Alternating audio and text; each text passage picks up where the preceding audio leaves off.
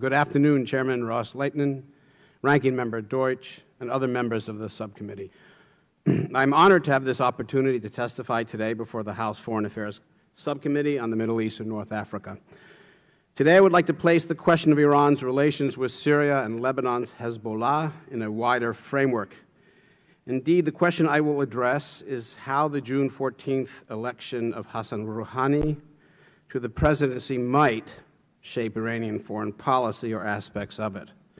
I should emphasize that the views expressed in this testimony represent my own assessment and do not reflect the positions of the United States Institute of Peace, which does not take policy positions.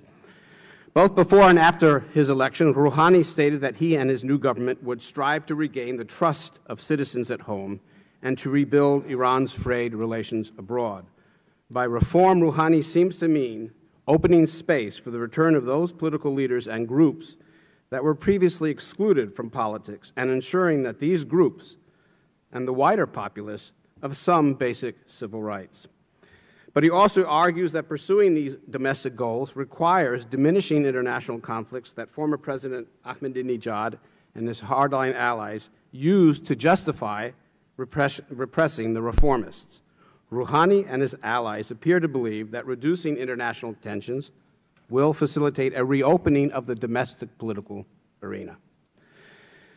The chances for Rouhani's achieving limited success on the domestic front are not bad, if only because a wide spectrum of groups, including some within the so-called principalist camp that had supported the former president, now argue that reviving the economy and regaining the people's trust are vital to reviving the Islamic Republic's battered legitimacy.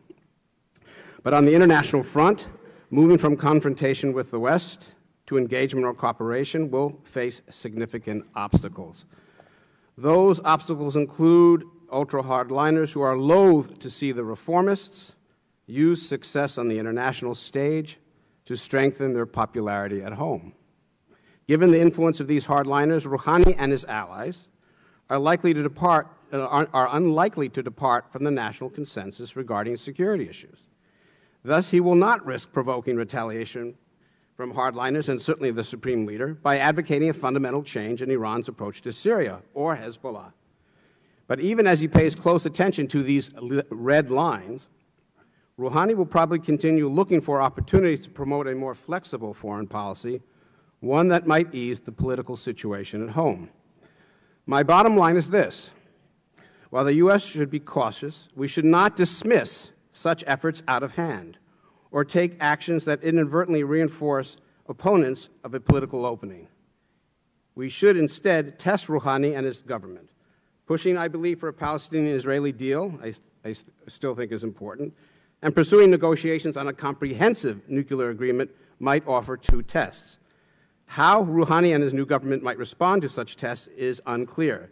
The fact that he's nominated former Iranian UN Ambassador Javad Zarif to be foreign minister and that he has nominated impressive technocrats to take charge of economic policy are both fairly encouraging signs. Now, these developments reflect long-term social and political dynamics.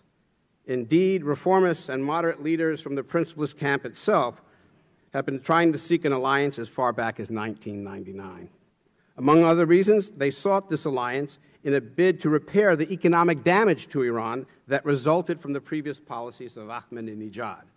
Rouhani and his allies have stated that advancing these economic reform agendas will require a new engagement with the West and quite possibly with the U.S.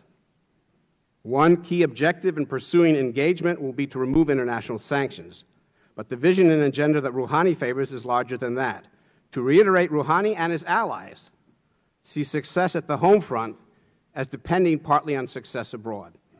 Rouhani's previous role as chief negotiator on the nuclear issue gives him some credibility, certainly at home. Moreover, the fact that Rouhani and his allies hold that removing or mitigating international sanctions is crucial to advancing their domestic agenda suggests an opening for U.S. diplomacy. The U.S. wants to make progress on crucial security issues, particularly the nuclear question. But it also is important to encourage realistic changes for a reopening of Iran's political arena. After years of repression, Iran's reformist leaders and the wider electorate, which elected Rouhani, crave such domestic change, but they also know that the struggle for change will take years, and it will only come through making accommodations at home. It is in the interest of the U.S. to find ways to make the task of long-term political change possible in Iran while addressing our fundamental security interests. Thank you.